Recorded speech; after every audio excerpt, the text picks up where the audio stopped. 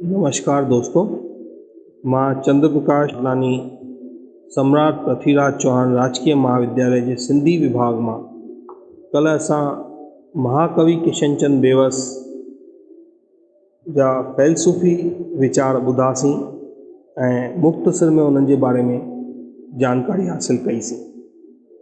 अॼु असां उन ई महाकवि किशनचंद बेवस जे समाजवाद सां संबंधित वीचार ॿुधंदासीं ऐं उन्हनि जे बारे में मुख़्तसिर जानकारी हासिल कंदासीं। कवि लिखे थो, न्याओ पिण नाणे विकामे थो वापारी राज में, कोर्टूं कलदार लाइ लाचार आ लाचार नाहे, पार आहे पोश थिगड़ीअ मां सुई इंसाफ़ जी, न्याओ जो नेज़ो मगर पोशाक जरमा पार आ। ही सिटूं कवि बेवस जो आहिनि जे अटकल 1925 में लिखियूं वयूं। उन वक़्तु अंग्रेज़नि जे राज में गला घुटियल हुआ ऐं आज़ाद लिखण ते बंदिश हुई।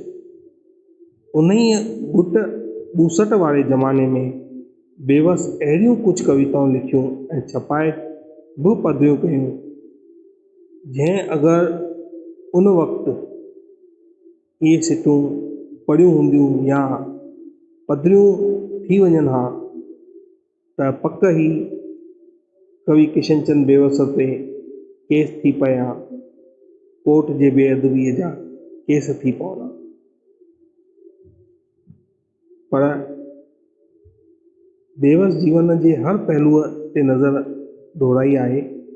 संदसि ज़माने जे हालतुनि मूजिबि हिन आज़ादी, क़ौमियत, एकता, ग़रबत, पोरियत, मजूर, नारी, झूपड़ी, शाहूकारी, ज़ुल्म वग़ैरह वग़ैरह विषयनि ते कलम हलायो आहे। बेवस खे ग़रीबनि जी माली मुश्किलातुनि जो अहसासु हो। किसाननि ऐं मज़ूरनि जे मथां वहंदड़ ज़ुल्म ऐं सितम जी खेसि सुध हुई। हिन पोरियत खे रस्ते जे पथर तोड़ींदे ऐं खून पसीनो वहाईंदे ॾिसे थो। कवि लिखे थो, ॻोड़नि सां तुंहिंजे ॻाढ़ड़ मुंहिंजो बि खून आहे, सौदाई सिर में तुंहिंजे मुंहिंजो जनून आहे। अर्थात त तुंहिंजे ॻोड़नि में, तुंहिंजे आंसुनि में मुंहिंजो बि खून मिलियल आहे ऐं तुंहिंजे हिन सिर में मुंहिंजो जनून आहे। कवि जेको आहे ग़रीबनि खे आथत ॾींदे इहा कविता लिखे थो त तव्हां पंहिंजो पाण खे अकेलो न सम्झो, मां हर वक़्तु तव्हां सां गॾु आहियां ऐं तव्हांजे दुख में ओतिरो ई दुखी आहियां, ओतिरो ई शामिलु आहियां जेतिरो की तव्हां। अॻियां लिखे थो, आसूदगीअ में तुंहिंजे मुंहिंजो बि आहे वाटो, मुंहिंजे सुञे रहण में तोखे बि आहे घाटो। हीउ जेको आहे अमीरनि लाइ लिखियो वियो आहे त अगरि मां ख़ुशि आहियां, ख़ुशहाल आहियां, मज़ूरनि जी नज़र सां कवि चवे थो त अगरि मज़ूर ख़ुशि आहिनि, ख़ुशहाल आहिनि त उन में तुंहिंजो फ़ाइदो आहे ऐं अगरि मज़ूर सुञो आहे, सखणो आहे त उन में तव्हांजो ई घाटो आहे। इंसान जात जे हेठियनि तबिके वारनि सां, पोइ चाहे उहे झूपड़ियुनि में रहंदड़ दहकानी हुजनि या धरतीअ जा खेड़ींदड़ हुजनि या रस्ते ते पथर ढोईंदड़ या पोड़ींदड़, बेवस जी ख़ासि हमदर्दी आहे। हिननि मिसकीननि खे ज़ुल्म जी चकीअ में पिसजंदो ॾिठो। शांति ऐं थधे स्वभाव वारो बेवस सबुर विञाए थो विए। हू ज़ोरदार बग़ावत जा नारा नथो हणे, पर मनोवैज्ञानिक नमूने सां बग़ावत फैलाइण जी कोशिशि थो करे। पोरियत ते लिखंदे बेवस पहिरियां ई ज्योतिष बणिजी हुन जे हथ जी तिरी ॾिसी खेसि चवे थो, आओ ॾिस ज्योतिष नज़र सां खोल हिन हथ जी तिरी। अर्थात अचु ॾिस ज्योतिष जे नज़र सां ॾिस, तुंहिंजे हथ जी जेकी तिरी आहे उहा खोले ॾिस, जंहिं सिवा संसार में कंहिंजी न अॼु ताईं सरी। तुंहिंजे बिना मजूरनि लाइ चवे थो, तुंहिंजे बिना संसार में कंहिंजी सरे नथी नथी सरी सघे। कीअं न आ वक़्त जे निशाननि सां भरी, माल धन इज़त ते आहे सोभ उन जी सरसरी। असांजो माल धन इज़त आहे, उन जी सोभ इन्हनि सां ई आहे। अगरि इहे न हुजनि त शाहूकार न थिए हा। उथ उथी ॼाण नज़र सां धर नसीबनि ते नज़र, जा बजा पूरब पश्चिम में आहे ओरियत जी पचर। कवि चए थो उथी ॾिस, हर तरफ़ नज़र दौड़ाए ॾिस, चाहे पूरब हुजे चाहे पश्चिम हुजे, हर जॻह ते पोरियत जी पचर आहे। पोरियत जेके कनि था उन्हनि जी पुछ आहे, उन्हनि खे संसार उन्हनि जी इज़त करे थो, सम्झे थो त इन्हनि बिना असांजो कमु न हलणो आहे। जॾहिं कवि ॾिसे थो त पोरियत तॾहिं बि कुझु करण लाइ तयारु कोन्हे, तॾहिं हुन जे साहस खे ललकारे चवे थो, मालकाणी चीचरीअ में पिड़जण केसी रवा, पंहिंजी दिलि जे भीड़ अंदरि बिड़जण केसी रवा। मालकाणी चीचरीअ में पिड़जण केसी रवा, अर्थात मालिकनि जी चीचरीअ में जेके अंगूठियूं आहिनि उहे तुंहिंजे पोरे जे करे ई आहिनि। उन्हनि जे घर जेके धन धान्य जा भंडार आहिनि उहे तुंहिंजे पोरे जे करे ई आहिनि। बेवस जी बग़ावत उन गुप्त शान ताईं महदूद आहे। बेवस बग़ावत कंदो हो तब मिठी ऐं मधुर वाणी आहे। उनजो मिसाल संदसि कविता शाहूकार मां मिले थो, जंहिंमें हू शाहूकार सां मुखातिब थी खेसि चवे थो, लाल थियो तुंहिंजो दुशालो कंहिंजे लोहू छाण मां। हिते बेवस हिन कविता में शाहूकारनि खे जेको आहे हिदायत थो ॾिए ऐं चवें थो त लाल थियो तुंहिंजो दुशालो कंहिंजे लोहू छाण मां। जेको तव्हां लाल दुशालो पायो था उहो कंहिंजे करे लाल आहे, उहो आहे उन्हनि ग़रीबनि जे खून मां भिगल। खून दिलि कंहिंजो बके थो तुंहिंजे गिल ॻाराइण मां। उन जेके तुंहिंजे गिलनि ते ॻाराइण आहे उहा उन्हनि खून पसीने जी मज़दूरनि जी कमाईअ जे करे आहे। जे रसे मज़दूर बेवस कंहिं वॾेरे राज ते, अगरि अॻियां उन्हनि खे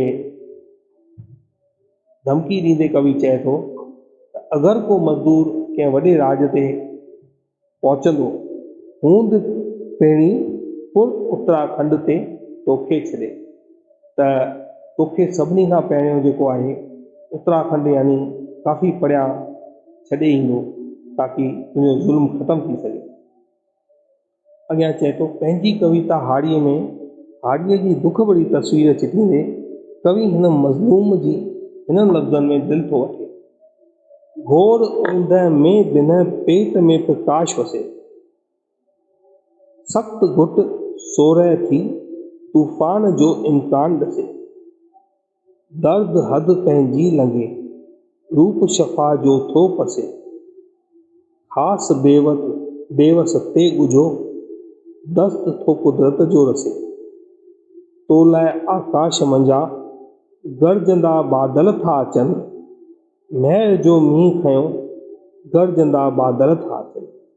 हिते हाड़ी यानी जेके खेती कंदड़ आहिनि मजूर, उन्हनि जी दुखी स्थिति ॾिसी, उन्हनि जी हीणाई ॾिसी, छाकाणि त अॼु बि भारत में जेके हाड़ी आहिनि उहे बरसाति ते ई आधारित थींदा आहिनि। बरसाति ते मैक्ज़िमम जेका खेती आहे उहा आधारित आहे। त उन्हनि जे दुख खे ॾिसी करे कवि उन्हनि खे आथत ॾींदे चए थो, घोर ऊंद में बिन पेट में प्रकाश हुजे। ऊंद घणई आहे, घोर आहे, पर तुंहिंजे पेट में, तुंहिंजे मन में, तुंहिंजे आत्मा में हू प्रकाश आहे। सख़्त घुट सोरह थी तूफ़ान जो इनकार ॾसे।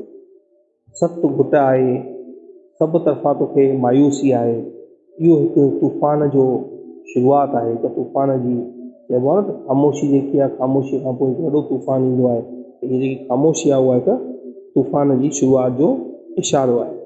दर्द हद पंहिंजी लंघे रूप शफ़ा जो थो पसे।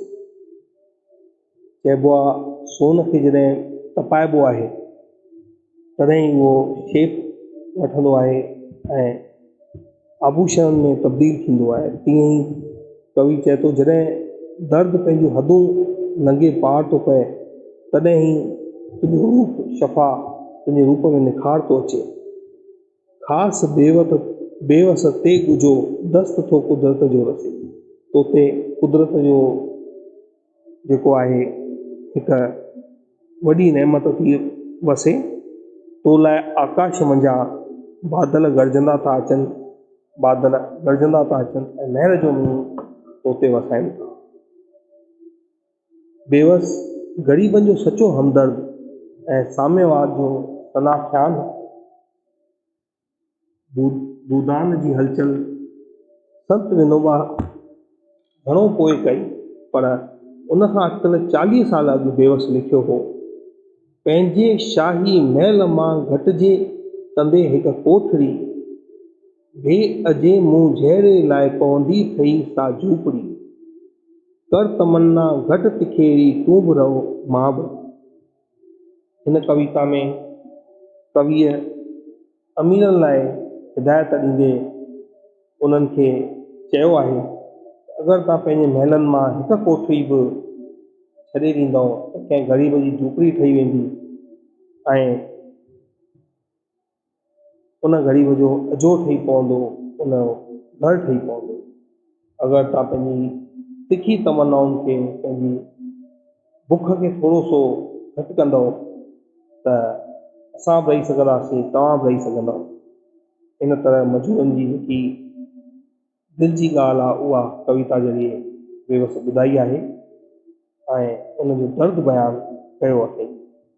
अॼु एसि ताईं पढ़ंदासीं, सुभाणे अॻिते इन ई पाठ खे असां अॻियां पढ़ंदासीं ऐं महाकवि किशनचंद बेवस जा समाजवाद सां संबंधित वीचार, समाजवाद सां संबंधित उन कविताउनि जे बारे में अञा कुझु वधीक जानकारी हासिल कंदासीं। महिरबानी, धन्यवाद।